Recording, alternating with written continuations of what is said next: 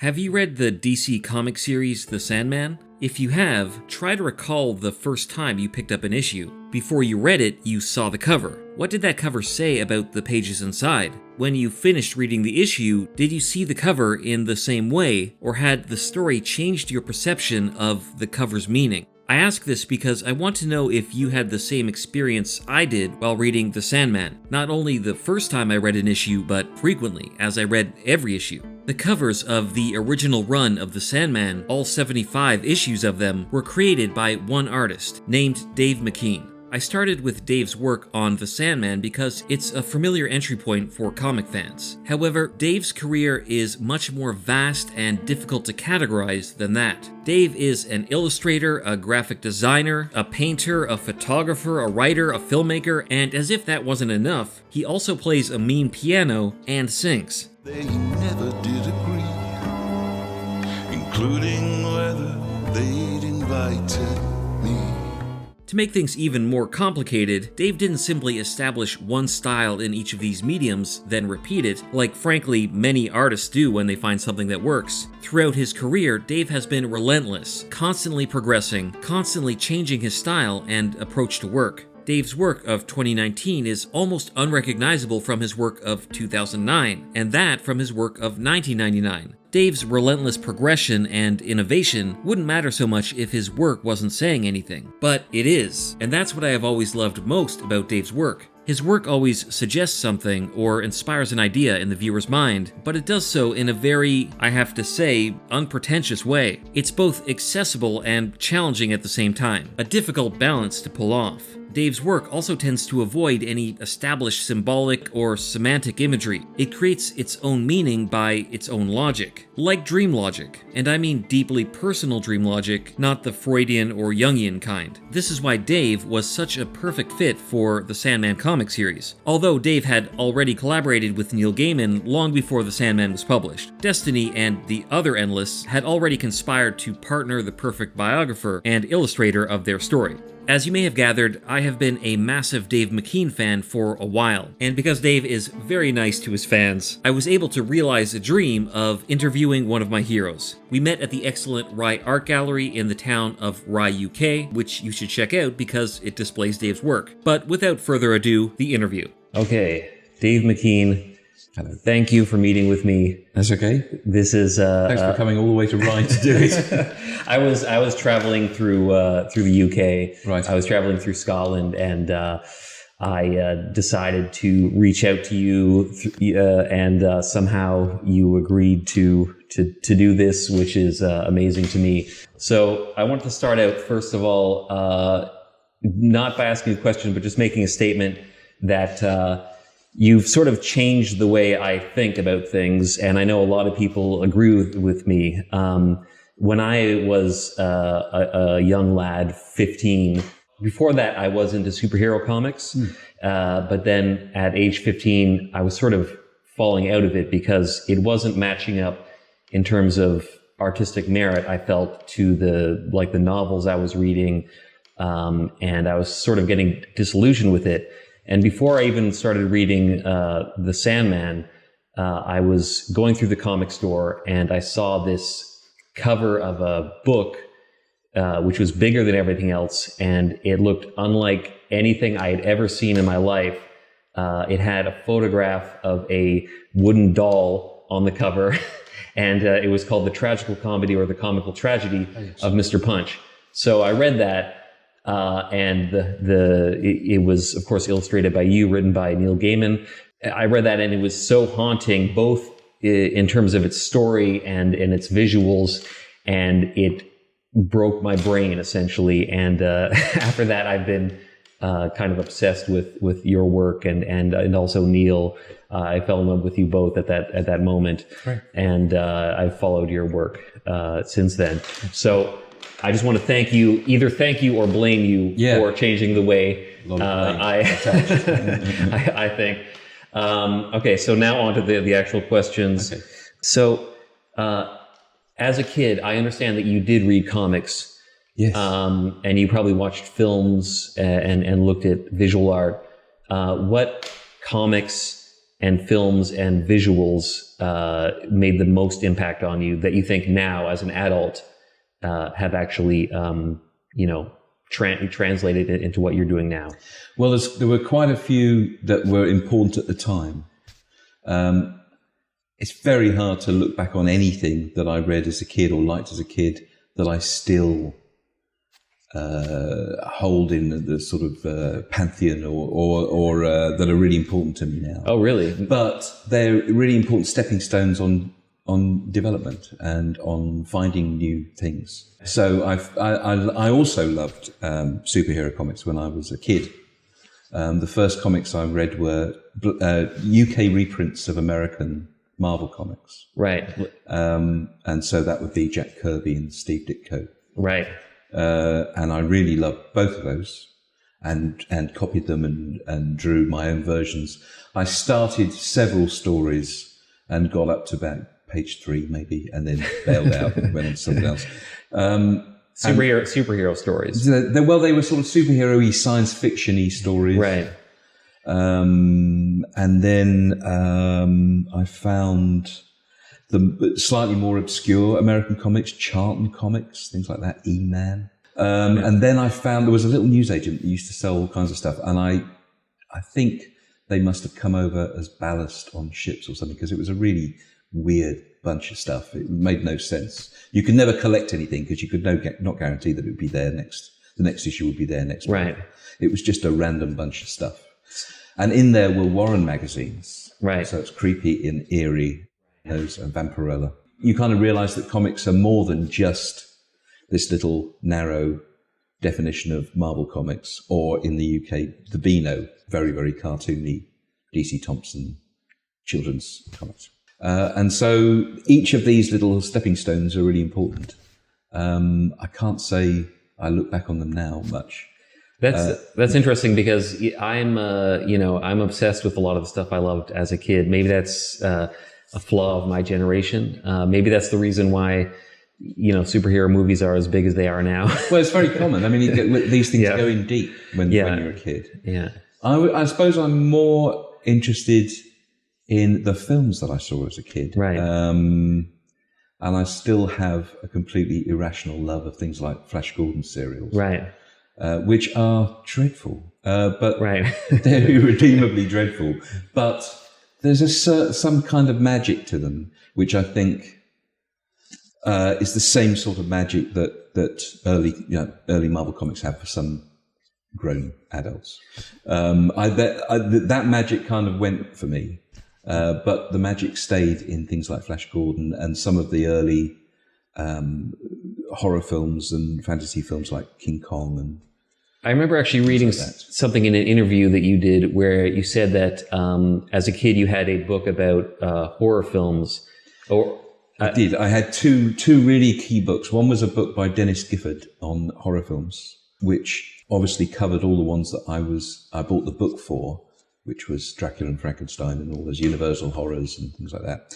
And then more recent colour horror films, even beyond Hammer horror, some of the sort of stranger films like The Wicker Man and things like that. I love The Wicker Man. That were really disquieting. Some of those stills, I remember there was a still from a film called The Magicians, which had a very elderly Boris Karloff in, I think. Or The Sorcerers. Which was a very strange still, and I didn't really understand it. And there was a still from an avant-garde film called Herostratus, which I've seen since, which really disturbed me. So the very weird modern ones disturbed me. And then the very, very, very old ones disturbed me for a different reason. Stills from Georges Méliès's films and Dreya's films. Because I didn't know film was that old. The thing I remember that made a big impression on me is that you said something about the silent films, that they were blurry, and because of that, it almost made it more mysterious or more interesting, because like you can't quite see it. It seems like you're looking at it through a kind of a fog or a screen of some kind, and it seems like that made an influence on your. That had a huge impact on me that I'm still working out now. Right. There's something about the fact that you really couldn't make out completely what was going on, there was a still from a Méliès film, which had a man cowering by a table with this huge skull in the room, far bigger than would be made. I think it was actually just a painted flat, but at the time I just couldn't make sense of the image. There was a shot from The Four Horsemen of the Apocalypse, which really upset me.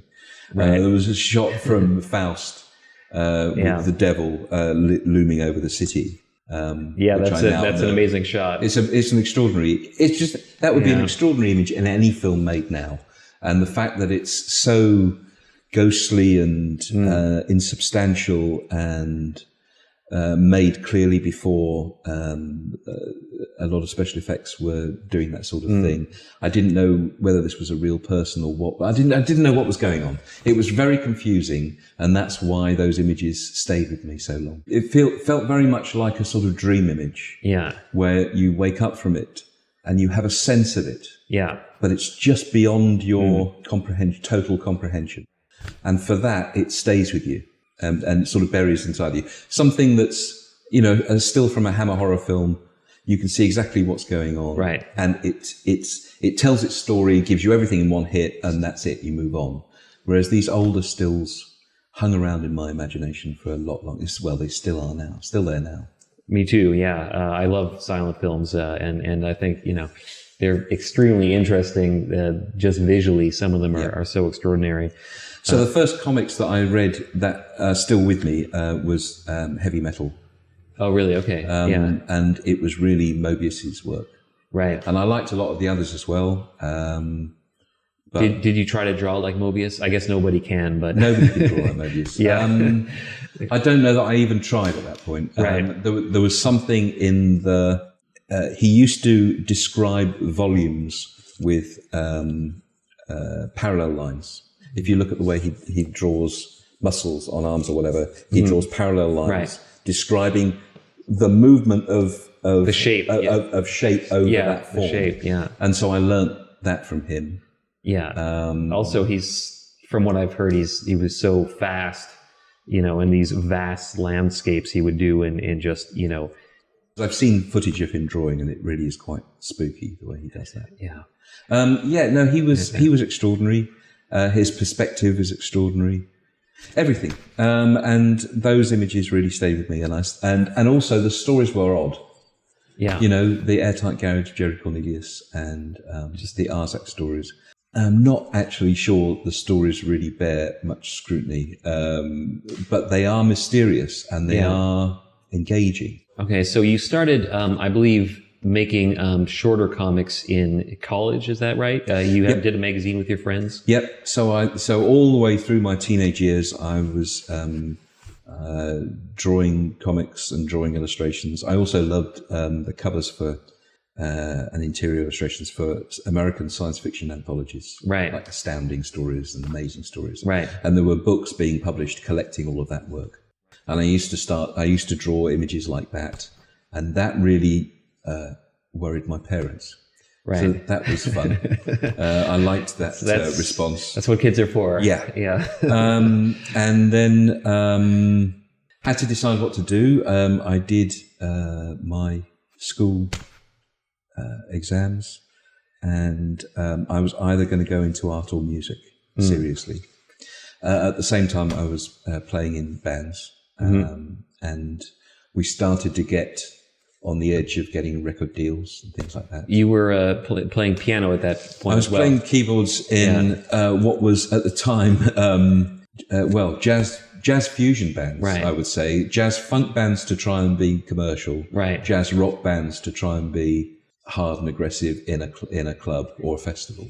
At some point, I think, while you were in college, you met Neil and you collaborated on this book called Violent Cases. Yes. Was that your first long comic? That was first long comic. While I was at art school, I met up with two or three other people who also loved comics, and we published 4 issues of a magazine called Meanwhile. Right. I think we did 200 copies of each, and we sold them to friends And one of the people that bought them was an editor in London, and he was putting together an anthology called Borderline, which never came out. And Neil was there working on that. and a bunch of other people, Mark Buckingham and Disraeli, Right. a bunch of people.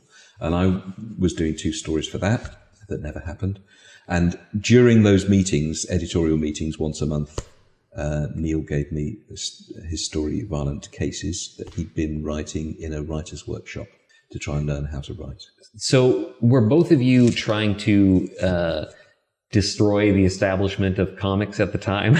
Were you trying to change comics forever? I think it was a combination of having grown up through the punk years Right. in England, where I can't say I ever liked the music much, but I loved the attitude that you don't need to ask anybody's permission. You don't need a big company behind you. Mm-hmm. You don't even need a huge amount of technical facility. You just need something urgent to say and the will and energy to do it. And I really loved that. And that was the spirit that took me through art school.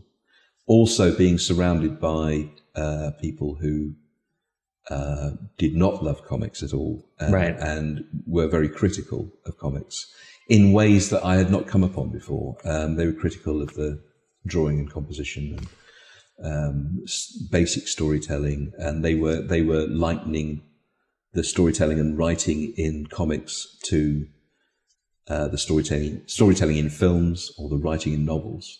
Yeah. This was an ambitious form of criticism, and I really responded to that. I thought that was absolutely the right way to go. So I didn't want to destroy comics, but I couldn't see why comics couldn't work at the same level as every other medium that was around. Yeah, it seems like at that time, and even still to some extent, comics had a very limited scope of things that are expected of this medium called comics. And it seems like back then, you and the people you were working with were trying to take the best of visual art, the best of literature, and fuse it into this medium, which is essentially words and pictures. So you can do anything with it. But for some reason, there was this sort of expectation that it had to be either funny, it had to be a comic strip, or it had to be something to do with superheroes. Yeah. Well, we didn't want to, I didn't want to change what comics were. I just didn't define comics as drawn in that particular style or dealing with those particular subjects. It's essentially imagery and narrative. Mm-hmm. And that's as wide open as you want to make it. Yeah, it's all the best of art, all the best of literature, yes, and more. And combining them, it's like there's really nothing you can't do. And that's why it's actually so interesting to me that so few people have kind of tried to push the limits of that. But well, I think comics suffered for a long time by being existing in a little bubble. Really, they were written and drawn by comics fans who loved comics as kids and really wanted to recreate that excitement that they had as kids, right? In as a job, right? As an adult, and then they were published by comics publishers exclusively, and distributed by comics distributors and sold in comic shops to comics fans, which is a very, it's an efficient way of running a little industry, but it's very insular. Yeah. And it doesn't really look out into the real world very much, the rest of the world very much. And most other media at one degree or at one time or another have been forced to look out into the world. And that's where they've grown. Yeah. And that's where they've become much richer and able to deal with all sorts of things. Now, that doesn't mean to say that, the books that you read as a kid, you can't, an adventure novel or whatever, you can't, as an adult, write an adventure novel. Of course it doesn't. But there are many other kinds of novel as well. Right. And that's what makes it a rich form. Right. And that's all we wanted, really. That's all I wanted. I just wanted it to be a bit more ambitious. And even looking around at the stuff that was starting to make a name for itself, like 2000 AD and Warrior in England, it still seemed, it had pushed the wall a little bit. And certainly with stories like V for Vendetta, I think Alan Moore really gave it a good old shove. Right. But I still saw that it had many more places to go. Still, the storytelling was of a particular kind. The drawing was better, but it was of a particular kind. And the nature of the story, there was still a lot of basic adventure tropes going on there. And there was this huge virgin territory out there. And we were still sort of tickling around on the margins. I still saw for lining up a place to explore for my next, whatever, 10, 20, 30 years of work. Yeah. It seemed like, let's go out there. There's nothing going on. Well, after that, you did a bunch of projects, which I'm going to skip over because your bibliography is massive. You're very prolific, but eventually you did, like Black Orchid. You started working with DC, and then eventually Neil started writing the Sandman. Yep. And he got you to do the covers. Yep. It was several years that you did these covers. Yep. And your style from the beginning to the end is completely different. In fact, your style changed, it seemed like almost issue to issue. When you started doing them, you were doing these paintings, these big paintings on a board that had these shelves next to them, and you would take a non-digital photograph of them. Yeah. And this is how you make these covers. So I guess my question is, how did doing those covers specifically change your approach to making art and making illustration? Well, it was a real luxury having a monthly gig with a pretty much open brief to explore whatever I fancied exploring or whatever I thought was appropriate to explore for the storyline. They didn't really change issue by issue, but they changed story arc by story arc. So there were a couple of things going on there. I knew that the artwork inside was going to be changing all the time. And so I didn't feel bad about taking over the cover slot, regardless of who was working on the inside. I always felt a bit worried, queasy about doing, before that, the Hellblazer covers, because Richard Rayner was drawing them, and it seemed like a punishment, really, that he didn't get to do his own cover. So I always felt very apologetic every time I saw Richard Rayner. He seemed to have his hands full just dealing with the interiors. But with Sandman, I knew it was going to change all the time, and so it needed at least a voice going on the cover, consistent vision for the covers. I also thought that the stories had a bit more ambition to them, and a lot of the interior illustration, just by the nature of doing a monthly gig, was going to have a degree of looking like a regular comic about it. Now they got people like Craig Russell to do stories. He did a beautiful, beautiful job. But it's always going to look a bit like a regular comic. And I thought this series needs to reach out to an audience of people who buy albums and novels and go to see films and maybe don't necessarily read comics, but they would like this comic. And so the covers needed to say, I'm for you.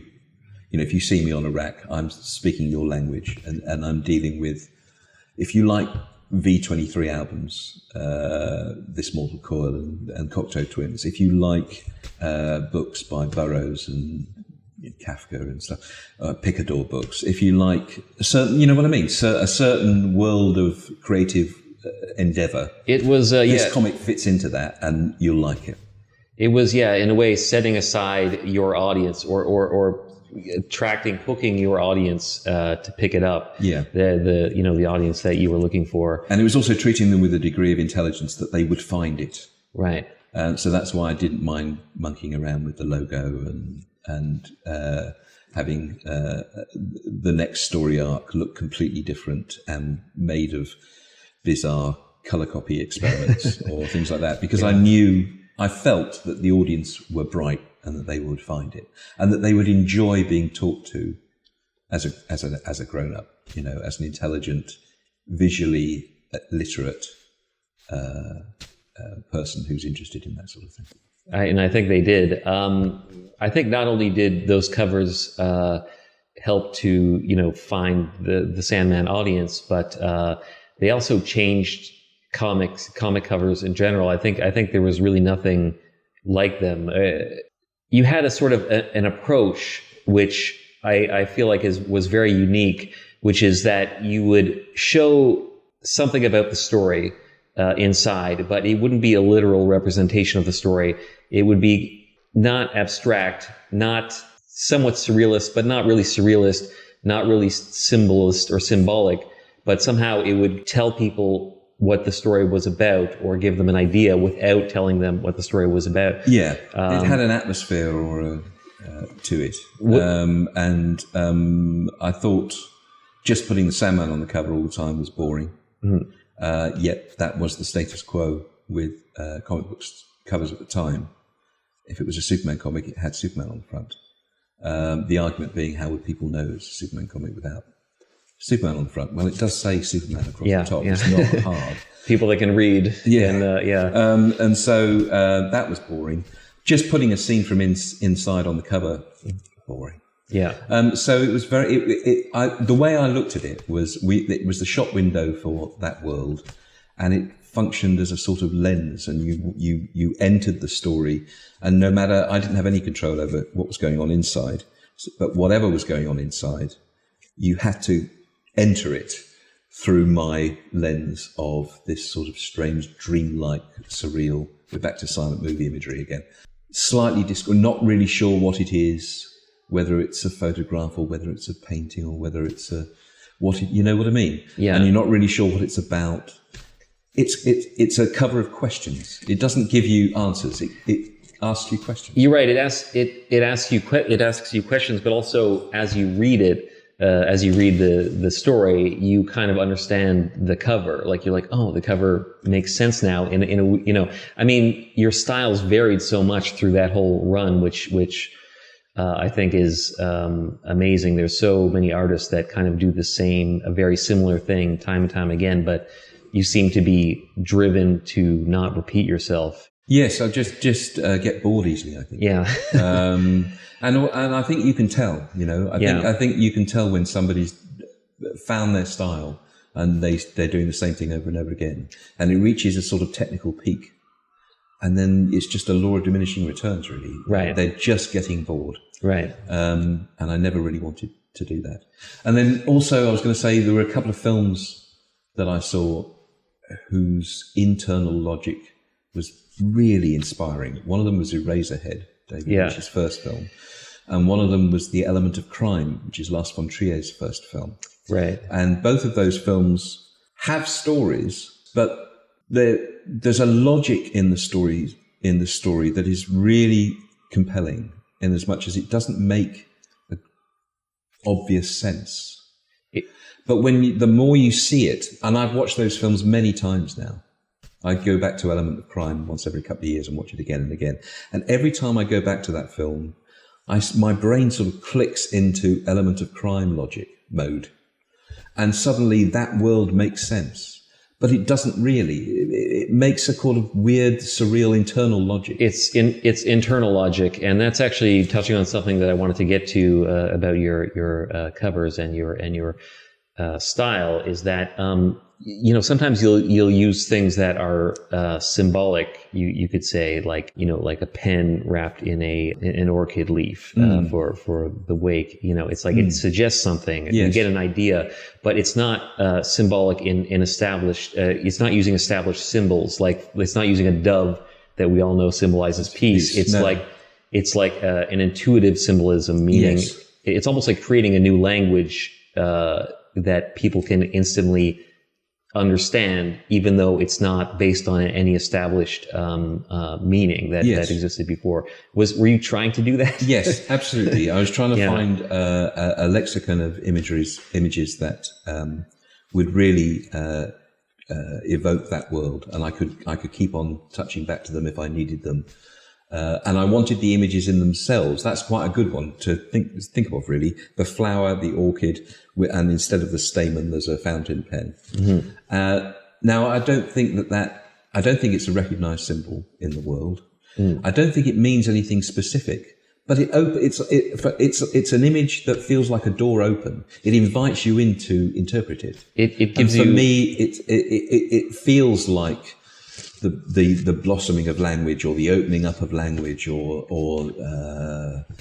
it starts to create connections with things and literary ideas and visual ideas.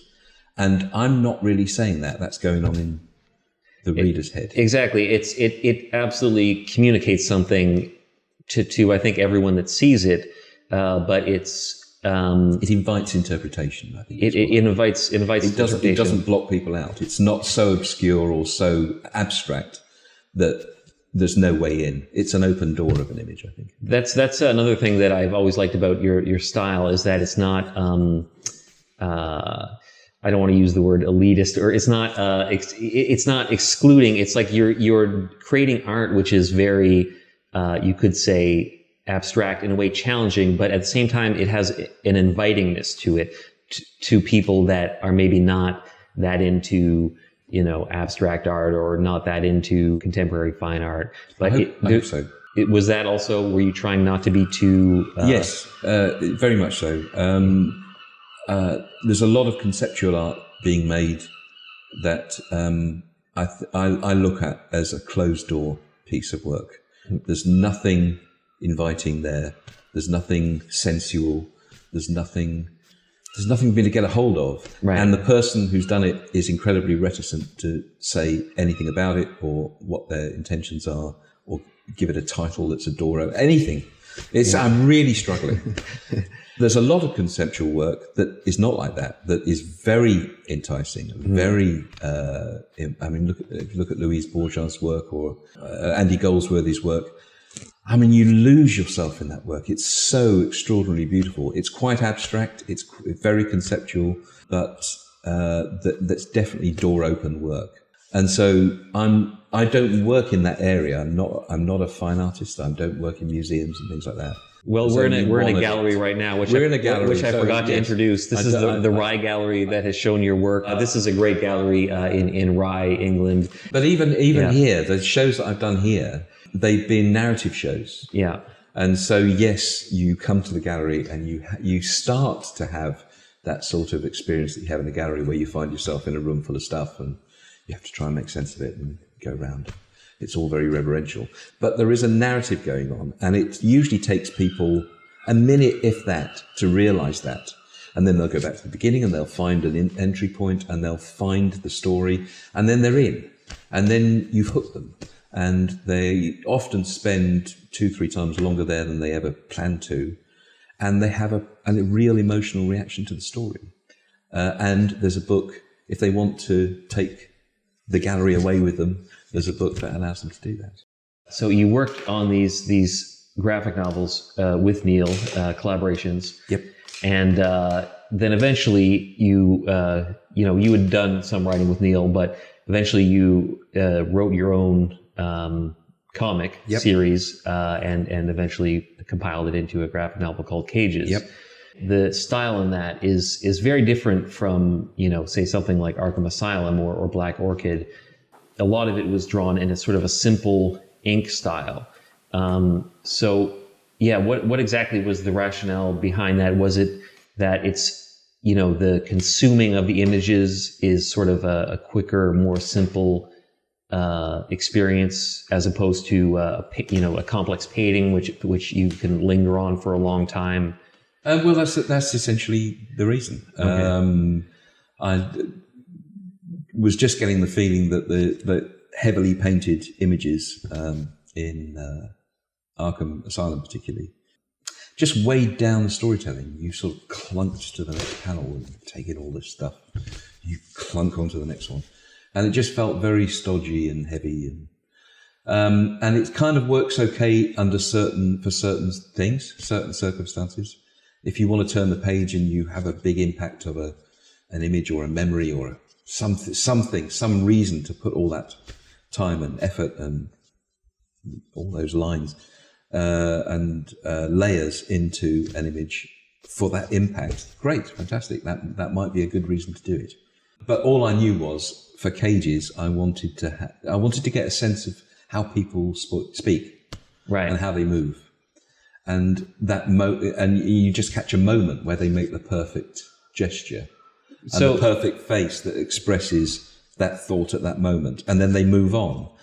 To have to spend half a day painting that just seemed ridiculous. Whereas if I can draw it quickly, I'll try and draw it as quickly as I can in a minute, then that seems to really capture the motion. It definitely changes the sort of speed that you consume it at. And I noticed, some of the sequences in Cages, like there's a sequence where one of the characters is sort of like walking around a fire escape and he's going upstairs. Yep. And it's like, that is something that if you saw it in a film would happen kind of quickly. So it's like you're kind of consuming it in this graphic novel in a quicker way. But there are moments in Cages where you use, detailed paintings. You also use photographs. Yep. So with each of those changes, it's trying to change the way that you're reading the image for that particular moment. Some of it's to change the tempo. So some of it really slows you down. Right. And you just have to relax and right. give that a bit more time. Some of it just changes the feeling to go from hundreds of pages of drawings to then a sequence using photographs.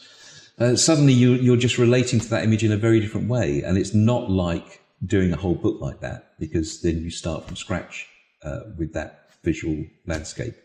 You've been so much in a drawn world, a fast, almost, as I say, handwritten, almost drawn world.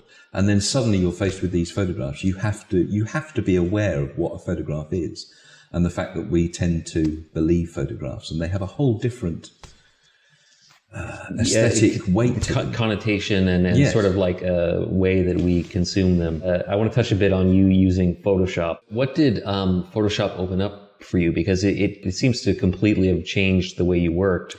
Well, for somebody who gets bored easily and always looking for the next challenge, it was like suddenly opening up a warehouse of possibilities. As soon as I had a demo of Photoshop, I bought it and I took the manual home and I read the manual from cover to cover. And it was like they'd written it for me personally. All the things that I was trying to do and all of those images I was trying to make, not only could I make them, but the way you got there, and even the names they gave the filters and everything, that was exactly how I would have done it if I'd have written this. So it was like a personal message to me. And you sued them for copying your your ideas. Now, getting into my brain, getting into your brain, yeah. It just seemed to be such a user-friendly, common sense, and wonderfully open-minded, ended way of making images. I had to have a go. So, and as soon as I started trying, even though at the time, you couldn't, there were no layers. This is Photoshop version 2, I think. Yeah. Even though I spent all night for a long time watching grey bars go across the screen as my little computer tried to compute what the next move would be. Right.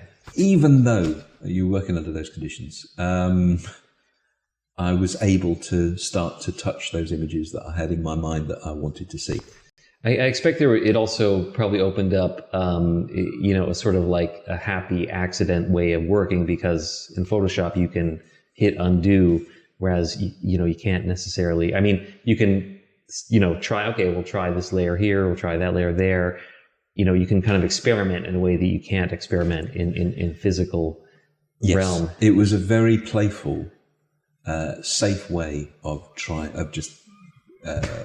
anything and everything, right. Because I can just save off versions and nothing's committed, and it means you have to be very disciplined, because you do have to end up with a final. You can't do this endlessly, but you do have to aim towards something and end up with a final piece.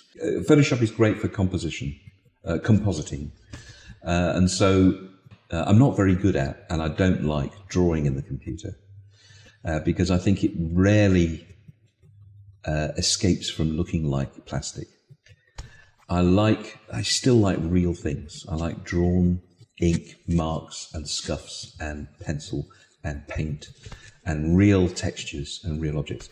And my rule of thumb was, if I can make a collection of raw materials, and each one of those raw materials has a beauty to it, an interest to it, and then combine them and find a way for them to talk to each other in Photoshop. That was if I had a method, that was the method. So moving on from Photoshop, it wasn't enough that you were a successful illustrator, that you were an author of your own comics, that you had worked on all this stuff. You also had to be a filmmaker. You had to start directing. Was filmmaking something you had always, you'd wanted to do since you saw the Flash Gordon, and you saw these books? Was that always something in the back of your mind that you wanted to get to eventually? And what did you think you could say with filmmaking that you couldn't say with a comic like Cage's say? Well, yeah, I mean, that's the first question is easy. Yes, I always fancied making films. I used to have a little Super 8 camera, and I would harangue my friends to dress up in stupid costumes and make little films with me when I was sort of 10, 11 years old. And then I did some rudimentary animation with stop motion and things like that. So I always fancied making films. But then it took a while to decide what I could really do with film. Because unlike the world of comics, where there was this huge virgin territory unexplored out there, it seemed like film had a rich and royal history of 100 years of extraordinary work. What possible imprint could I make on that? What would be the point? In art school, I also did some filmmaking with a friend there. We used to nick their 16mm camera and run off and make films. So the bug was with me all the way through art school as well. And also one of my great teachers there was a drawing teacher called George Glennie, but he was also a huge film buff. And all the best lessons took place in the pub at lunchtime, where we'd talk about films. And he loved Hitchcock, and we'd take films apart and look at why the shots were composed in that way, and a whole world of semiotics opened up. And then playing around with Photoshop, and then getting to know an animator and a film producer and a cameraman. We worked on a couple of commercial jobs, and it seemed like I could find a way of making images moving images that looked like my Photoshopery, my digital illustration. And once I had that little key, that seemed to be a way in. So are you going to release any of those films you did in college? Well, I kind of did. There's a book out just called Short Films, right? Which is a book and a Blu-ray. And then there's a documentary in there where I just kind of swept up my studio of all the bits and bobs and put it in a sort of narrated little documentary. Dave McKean short films. Dave McKean short films. And all of the short films that I've made, pretty much all of them to date, are on there. The first two, which are the first two proper films, are on there. One is called The Week Before, which was just two actors in masks with some Django Reinhardt music, which I couldn't get clearance of in the end, so I had to make my own soundtrack for that. Right. And then we had with no budget, just some food, and a promise that it would only take a day. That film looks amazing, by the way. It's still to this day looks. Well, with no budget, I thought we had to keep it small. So it's about God creating the entire universe. So right. That was the joke. Although it's the week before, so it's the week when he has the best intention of creating the universe, but can't really think of anything. And then the other film is called Neon, which is a little strange, melancholy ghost story. I love that one too. Footage. Yeah. I shot some Super 8 footage in Venice and found a place for that. So okay, but both of those films, especially Neon, I felt, these are not world-shaking films, but they have They showed my world. That's nice, but they have a voice. Well, and mine to a degree, because they had a voice. They had a style to them, a visual, a tone of voice to them that I felt was mine, and I couldn't obviously point to anybody else's films and say they're clearly copied from there or inspired from there. There are influences, silent films apart from anything else, and a few others, and some of the great animators and things, but they're not really obviously somebody else's language that I'm using. They're absolutely your own language. And actually, this might be a good time to touch on. I wanted to ask you a little bit about the meaning of some of your I guess you could say, symbols or things that you tend to use a lot. One of them is masks. My interpretation of the masks is that it's just, it's like the facade that we all wear. It's like the image of ourselves that we present to others, that it isn't necessarily the true one. Is that accurate, or how would you say? Well, masks are really interesting in the way that they work, and I didn't really get to the power of them until doing that film, really. And I always just loved them aesthetically. Masks from around the world, and ritual masks that you bang nails in and it releases spirits and all those sorts of things, and the reasons why people wear masks and the place of masks in different cultures. I thought that was all really interesting, and the masks themselves always looked beautiful.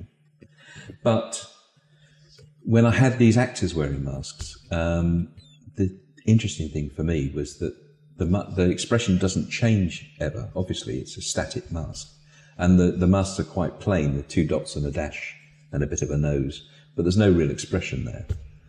But depending on the tilt of the head or the lighting or the way the hands are moving or whatever, it appears to move. The expression appears to change. Just you get a flicker of anger, or you get a flicker of frustration. Now it's not there. Yeah. But you're seeing, superimposing your own interpretation on it. And I think what's actually happening is, because we're so used to reading faces when we're dealing with somebody else, that's the primary input of information where we interpret what the other person is feeling. When that's taken away, you're suddenly really aware of body language and everything else. Right. We're communicating so many other ways as well. And so you're suddenly hypersensitive to all those other little things. So for an actor, actually, it was a really interesting experience, I think, for them. I think it was difficult. They, from what I understand, they couldn't see anything. They couldn't see anything. Yeah. And one of them had to actually throw an orange up in the air and catch it. Right. Almost juggle, and he couldn't see a thing. But I think they realized that their whole body was now having to make up for this lack of facial information. Sort of a miming. It's a kind of mime. Yeah. But I think that really worked. They are both empty of specific emotional, gesture, expression, and also bizarrely full of it in a different way. It's strange the way these two things worked together. So your filmmaking career, you've done several films now. Luna, which I really enjoyed. Good. I'm glad. And it's the one I like. Is that your favorite of your films? Yes. It's my favorite of the long films. Okay. Of the feature films, and I mean, I'm still very fond of Neon as a short film. But yeah. You also did Mirror Mask, which has gone on to become has a cult following, and Gospel of Us, and that was with a theater troupe that you've collaborated with. Artworks, yes. And I believe that the director of the theater group recently passed away. He did indeed, yes. That was Bill Mitchell, probably the most inspiring and influential person I've met in the last 10 years.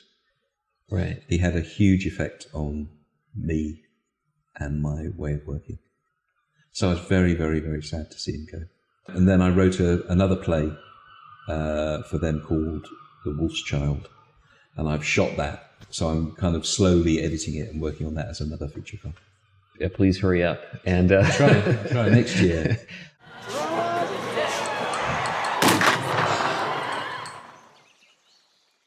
There's a speech that I really like in Luna, where one of the, do you know which one I'm talking about? Yes, me arguing with myself.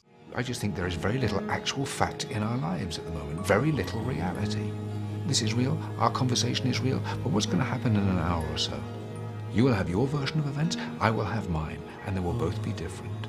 There will be a chaos of memories, misinterpretations, lateral connections, and they will all be a fantasy. A character debating the meaning of essentially the meaning of fantasy and perception and the way people see. A lot of the stuff that you've done could be, I don't believe that it's fantasy necessarily, but it shares common elements with stuff that could be described as fantasy. But I understand that, like, you are not necessarily a fan of the fantasy genre, at least the standard one, and you're someone that has a side of you that is very rational and logical, but at the same time, a lot of your work kind of evokes almost the opposite of rationality. It's sort of dreamlike logic. So is there like a cognitive dissonance in your brain? Like, how do you rationalize the type of work you do with the sort of logical side of your mind? The argument in Luna is me arguing with myself. Right. And I have that conversation all the time with myself. I'm basically interested in reality, the real world. I'm interested in real people, in real situations, going through all the things that we go through. Growing up, getting old, falling in love, having kids, being parents, dealing with mortality, dealing with grief, dealing with, creativity, dealing with a purpose, dealing with all of these things. That's what I'm really interested in. And I'm really interested in individuals going through crises in their life where they're having to really think about those things. So losing a baby in Luna, losing a husband in Coast Road, total creative block and meltdown, and then falling in love and realizing that's probably more important in Cages, going through First World War and finding your anger and your voice through that trauma, as in Black Dog. So essentially I'm interested in the real world, but I'm interested in the way that we interpret the real world. So there we're into a world of the imagination. I'm interested in the way our brains work. I'm not interested in stories about fairies and goblins and monsters. But isn't there a woodland elf in Luna, or something that resembles there's a sort of fantastical version of the dead child at 7 years old, imagined in a house suffused with the work of an illustrator and writer who works in children's books. Mm-hmm. So there's a few levels there, but I'm still dealing with, and at no point does that woodland child, or the one with the horns or whatever, enter our real world. Mm-hmm. And the plot doesn't hinge on information given to my character from a fantastical character in a dream. I absolutely have to stay what I call the right side of the line. Mm-hmm. But they comment on each other, you could say. In people's minds, in people's imaginations. Right. They help you deal with the world. They help you work out the world. They help you see the world in a different way. That's all fine. That's the work of imaginative fiction and art, I should say, on a much broader level. That's the job of art. But I think I was interested then, and even more now, in the world that we're in at the moment, on staying the right side of the line and knowing what is true and what is real. This is really important now. But if you're interested in, people and what's going on inside people, yes, isn't that a bit of there's something going on there where it's what's going on inside as people is not necessarily it's real within them, but it's not a reflection of a quote unquote real objective world. It's real within. Yes.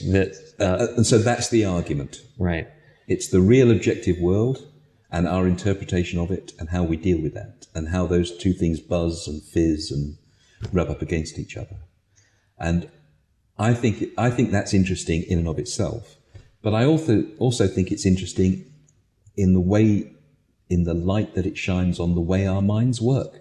I just think it's useful, really useful, to know that. It's really useful. I'm working on a book at the moment that tries to deal with all of this, and it's called Truth. and it's about a man who goes through an experience that he's absolutely adamantly sure he went through, and then is by the end. I don't really want to give away how it pans out, but basically, it's pretty because it's based on something that I went through. Something happened to me. I'm absolutely sure that thing happened. It's not a big thing. It's just a little thing, but it would have been an important thing. And I was then given 99.9% recurring proof that there's no way it could have happened. I must have misinterpreted, misheard, whatever, and then I'm just remembering the misinterpretation, and it embeds itself in my brain as fact. And I've had to change my mind.